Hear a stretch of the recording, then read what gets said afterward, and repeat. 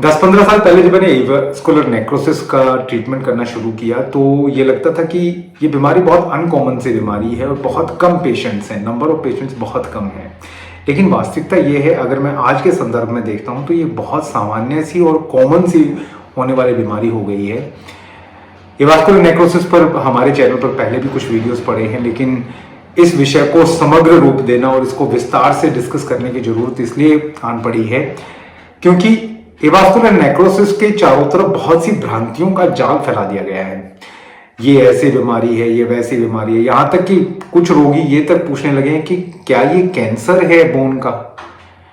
बहुत सारा confusion create किया गया है। क्या ये फिजियोथेरेपी से ठीक होने वाली बीमारी है, क्या इसमें जॉइंट रिप्लेसमेंट के अलावा कोई ऑप्शन है या नहीं। इस तरह के बहुत से अलग अलग तरह के सवाल रोजाना मेरे सामने आते हैं। इसीलिए मैं उन सवालों का जवाब देने के लिए एक ही सीरीज करना चाह रहा था। बहुत दिन से लंबित था ये मामला, कुछ कारणों से मैं आप सबसे नहीं जुड़ पाया, लेकिन अभी हम लोग इसको एक पूरी सीरीज के तौर पर ले रहे हैं। और सीरीज में जो सबसे पहली जो जरूरी चीज है वो ये है कि एवास्कुलर नेक्रोसिस है क्या, एवास्कुलर नेक्रोसिस क्यों होता है, क्या बीमारी है और क्या वास्तव में ये बीमारी ऐसी है जो किसी भी चोट लगने से या ऐसे ही कारणों से होती है, या दवा या जो अल्कोहल का कंजम्पशन है वो इसका कारण है। इन बिंदुओं को मैं आज के वीडियो में समाहित कर रहा हूं। उसके बाद हम लोग अलग अलग वीडियोस में एवास्कुलर नेक्रोसिस के बारे में पूरी बात करेंगे। The loss of blood supply to the bone leads to avascular necrosis. This is a bone death. When this bone dies, it causes the disability and debilitating pain. For treatment of avascular necrosis, it is told that you need to opt for surgery, but surgery doesn't solve the problem. It leads to the vicious cycle of surgeries and replacements alone. But at Sukhayu Ayurved, we have done more than 5,000 cases where we have reversed the avascular necrosis, and proudly we are the only center to do so. Why to replace the joints when you can replenish them? You can save your joint and lead to a normal healthy life. नमस्कार दोस्तों, मैं वैद्य Pradeep Sharma. Avascular necrosis के नाम itself में अपने आप बताता है कि ये बीमारी क्या है। बेसिकली दो वर्ड हैं, एवास्कुलर और नेक्रोसिस। एवास्कुलर बेसिकली वास्कुलर शब्द से बना है, ए लगाने से, उसके आगे परफिक्स ए करने से उसका नकारात्मक भाव आ गया है। वास्कुलर का मतलब होता है वास्कुलेचर। वास्कुलेचर क्या है? जो किसी भी टिश्यू में ब्लड सप्लाई है उसको हम वास्कुलेचर कहते हैं। वो वास्कुलर स्थिति है।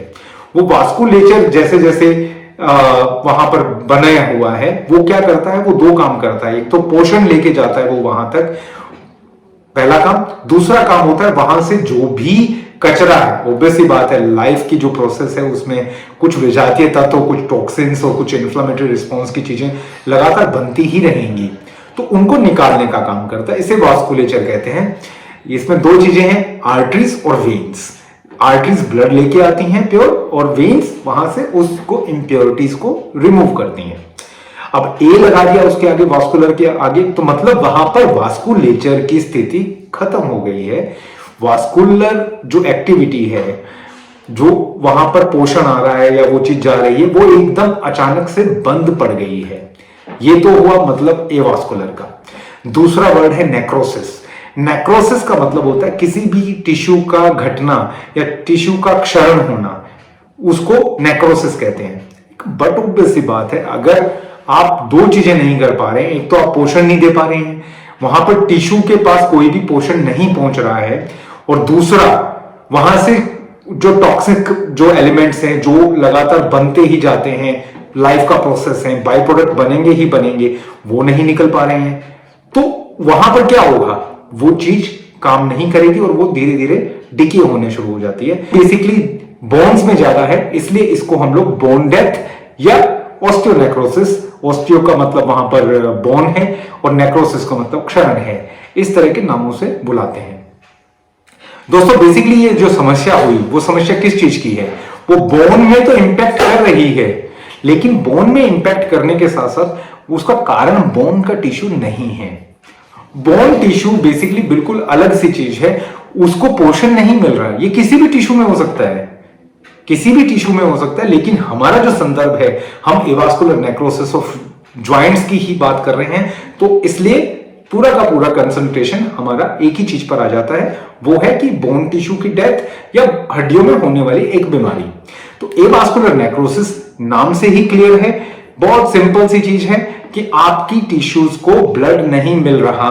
यह कारण है कि आपके टिश्यूज धीरे धीरे घटने शुरू हो जाते हैं। उनको गलना बोल दीजिए, क्षरण बोल दीजिए, या यूं कह लीजिए कि जो एक नया टिश्यू लगातार बनने की प्रक्रिया है, बॉडी अपनी एक वियर एंड टियर, देखिए हम जितने भी लोग हैं हमारी बॉडी में वियर एंड टियर एक नॉर्मल सा प्रोसेस है, वो चलता रहता है, वो ऑनगोइंग प्रोसेस है। लाइफ के साथ जो भी चेंजेस होते हैं, रोजाना कुछ ना कुछ नया बनेगा तब जब बिगड़ेगा। वो जो बनने और बिगड़ने की प्रक्रिया है वो बोन्स में भी चलती है और हर एक टिश्यू में चलती है। तो आप नया बना नहीं पा रहे हैं, पुराने को सही नहीं रख पा रहे हैं, तो क्या होगा, वो चीज वहां से खत्म होना शुरू हो जाती है। तो एवास्कुलर नेक्रोसिस उस कंडीशन का नाम है जहां पर बोन को ब्लड नहीं मिल रहा, उसकी वजह से बोन धीरे धीरे डिके होना शुरू हो जाती है और नेक्रोज हो जाती है।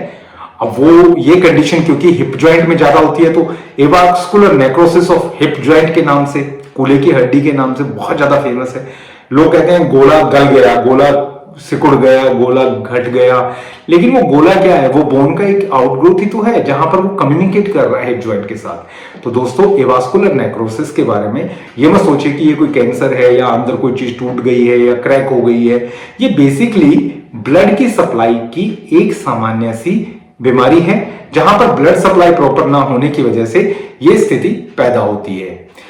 अगले वीडियो में बात करेंगे कि एवास्कुलर नेक्रोसिस के कारण क्या क्या हैं, किन किन कारणों से एवास्कुलर नेक्रोसिस बहुत ज्यादा हो रहा है। तब तक के लिए नमस्कार।